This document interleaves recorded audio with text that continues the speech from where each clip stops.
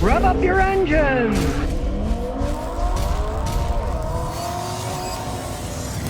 Today I'm going to show you something that smart people have been doing for ages. Buying one model of used car at a different maker's car lot. Now this beautiful looking 2010 Honda Accord was purchased at a Lexus dealer. He had seen Honda Accords that had 30,000 more miles that had been in 2 wrecks. The Honda dealer wanted $3,000 more than he paid for this one that has a lot less mileage and is in good shape. Has only had minor scratches and stuff done to it.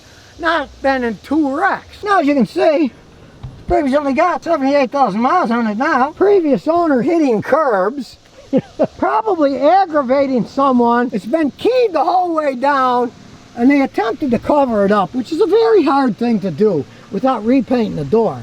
But the car is solid. With used car prices going sky high, there's always a way to try to save some money, especially if you're buying a Honda at a Lexus dealer. Not like anything else, you want to check them out. But this is a 2010 Accord, all right? They had automatic transmission problems, but they were more 2000 to 2003, and a lot of them were the V6 engines. As you can see here, this baby's got the 4-cylinder engine. That's what you really want in a Honda Accord anyway. You get better gas mileage. They run perfectly fine. It's not like they're that slow. Less horsepower. There's less strain on the automatic transmission. Most of the automatics I see go out on Honda Accords are V6. Engines straining that transmission too much. These, especially 2010, don't particularly have transmission problems. Since this car was bought in Illinois, you can see it's typical. You're always going to see rust on the strut mounts because that's bare steel. You can clean it off and seal it with some of those sealers that prevent rust on metal. But the vehicle itself is in excellent shape. We'll start it up, and you can hear it's a nice Honda engine. Now, I would say I would have the valves adjusted. They clatter a little because Hondas are unlike most modern cars. These don't have hydraulic lifters, and unlike the Toyotas, where the cams go on stainless steel shims to open the valves, which basically lasts forever. This car's got practically 250,000 miles. My old Celica. The valves have never been touched. I thought, well, what the heck? And I took the valve cover off and checked all the adjustments. They were all still within specs. So that stainless steel system works fine. But these Hondas use old-fashioned. It's just a rod with nuts on it. You loosen the nuts and then you adjust the feeler gauge for all of the valves on it. It's time to do it. It's not going to blow up or anything. It's not that bad. But if you want to keep it in tip-top shape, I'd say every 60,000 or so miles, you should adjust the valves on a Honda. It just makes sense to make it last longer. And of course, Hondas are known for having some problems with their air conditioning compressors. By all means, turn the AC on, max AC, not only see how it works. In this case, it's blowing nice and cold. It was so cold that he put some of the heat on. Well, I like full cold myself. After all, I grew up in the frozen tundra north, so I want freezing cold there. But then go under the hood. Make sure the cooling fans are working.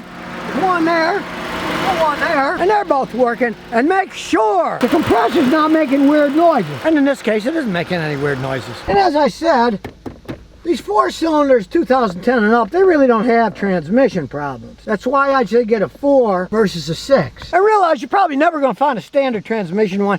96% of Americans drive automatic transmissions, so most of these are automatic transmissions. A standard, yes, is a lot quicker and there's really nothing that's going to wear out inside them. They're really hard to find. I would not nix a deal on a Honda Accord just because it had an automatic transmission. Though on the other hand, I would not buy a 6-cylinder one with an automatic transmission. Stick to the 4s. Now these have a lot of room in the back seat in this case. It's a cloth seat, so you know, they hold up pretty well. Although I didn't like the driver's seat, it kept poking them. So I took it apart, took the middle out, it was poking them, and now it's a softer ride. But of course, don't let bad seats keep you away from a good car. You can buy whatever you want. You could put Recaro racing seats in there if you want. My son did that ages ago. He bought a Camry. He wanted leather seats. He just went and bought leather seats in a junkyard and put them in. What the heck? They're going to charge you a fortune for extra leather seats. And if you're buying a used car, whatever's in it is whatever's in it. You don't have that much of a choice, but you can always add later if you want. There's no reason not to buy a car if it's a good, solid car, especially when you're buying used. So a car that was originally over $26,000, he picked it up for $9,000. And with that low mileage on it, 79,000 miles, whatever, that's a good deal, especially today. But any day, if you're paying, let's see, around 25% of the original price, a Honda with 79,000 miles, it can easily go 300,000 miles, so you're paying 1/4 of the price, and you probably still have at least 3/4 of the mileage left in the car. That is a good deal. So start it up. Typical Honda, starts right up, and back we go. It's older, so it doesn't have a backup camera, so guess what?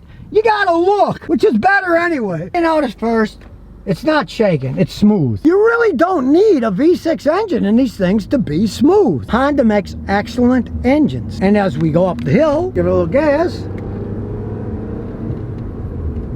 That's a pretty seamless shift, especially going uphill. They don't have the problems in transmissions in these. Understand one thing, Honda designs and makes all their own transmissions. Everybody makes mistakes like they did in the past, but guess what? Honda learns from their mistakes, then they make them better. They don't do like American car manufacturers that make a mistake and then they just stop making the cars. Oh, well, we'll stop that model and start something new. No, they've been making Accords a long time, and they pretty much perfected them as time went on. Slow enough to handle well, but it's high enough that you don't feel like you're dragging your feet on the ground either. And of course, being a Honda, they're excellent handling machines.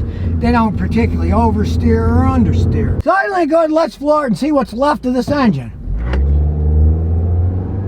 Okay, the VVT just kicked in. Real smooth shift for shifting at 6,000 RPM. I don't know what they were doing when they built these things. They've definitely improved over time, and the graph going way up to the sky. No Americans wanted a zippy, fun little car that still gets decent gas mileage and can hold up a really long time. No hesitation, nothing but the noise of the engine that it's supposed to make.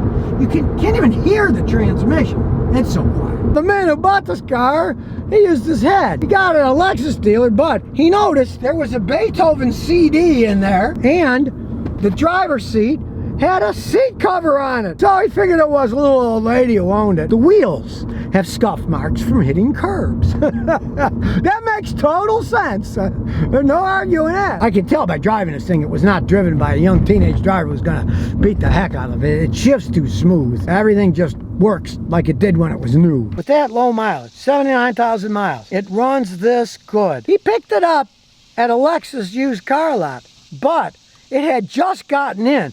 They hadn't cleaned it or done anything. He jumped on it. Deals like this, you gotta jump on it. There's nothing wrong with buying them when they're one model car at a different car lot. They can't go praising, oh, those are the best cars out there because they're selling Lexuses. They're not selling Honda Accords. Now, since it was at a Lexus used car lot, I'm sure they made good money on it because they took it out of trade-in. Trade-in a Honda at a Lexus, they're only gonna give you so much money because they came down a couple of grand with him just saying about this and that. They just wanted to make money and get it out because it doesn't look good if the Lexus lot is filled with other people's cars. That's just how it goes. You can often get a good deal at a different car manufacturer's lot. You give the usual, as is no warranty, but that's not actually the truth. You buy from a car dealer, especially a manufacturer's used car lot. All cars have a guarantee for pre-existing conditions. The engine or transmission goes out the next day, guess what? That's a pre-existing condition. They would have to fix it or give you your money back. You could ask any lawyer that and they'll tell you the truth. Of course, they tried to sell him an extended warranty, but he and his father, smart, said, no, it's a Honda.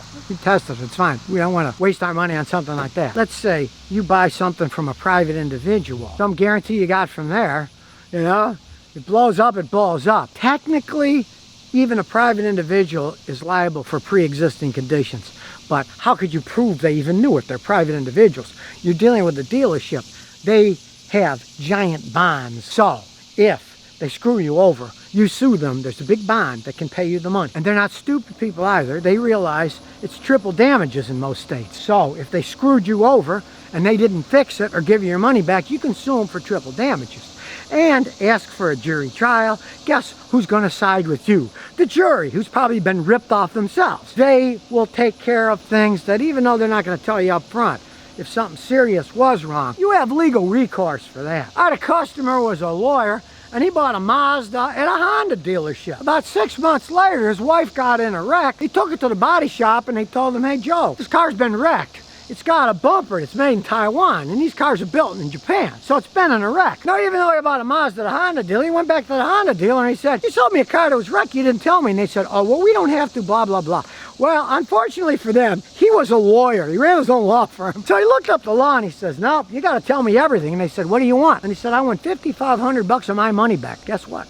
They gave him a check for $5,500. They didn't want to mess around with. They knew they were in the wrong, not telling him that this car had been in a wreck. So buying one of these cars from a lot like that, a different manufacturer, you get a better price, you still got something to stand back on if something weird happened right away. There's a lot more than what it says, as there's no warranty on the window. Maybe you can get a good used Honda at a Lexus dealer. Look around, don't be sold extra crap. Extended warranty, usually it's not worth the paper it's printed on anyway. Those are what are called 50%ers, because often they sell it to you, there's a 50% commission, so if it's $2,000, they're pocketing $1,000. So basically you're getting a $1,000 insurance policy for $2,000.